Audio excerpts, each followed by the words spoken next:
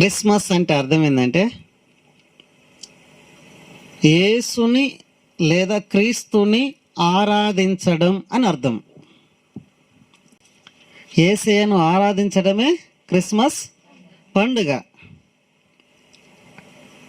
Christmas పండుగ అంటే ఏంటిది అని అంటే దేవుణ్ణి ఆరాధన చేయడం. ఎవరిని ఆరాధన చేయాలి? దేవుణ్ణి ఆరాధన చేయాలి. అదే క్రిస్మస్. ఆరాధన లేకపోతే అది క్రిస్మస్ కాదు. క్రిస్మస్ రోజు చర్చికి వచ్చి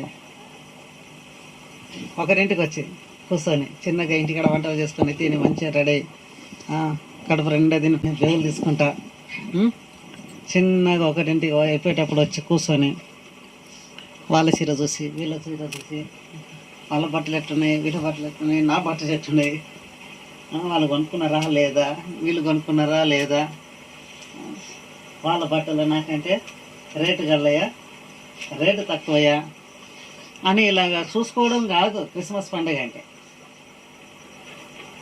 ఏంటిది క్రిస్మస్ పండుగ అంటే? సమయానికి కరెక్ట్గా చర్చకు వచ్చి దేవుణ్ణి ఆరాధిస్తేనే అది క్రిస్మస్ పండుగ. క్రిస్మస్ అంటే దేవుణ్ణి ఆరాధించడం. హల్లెలూయా.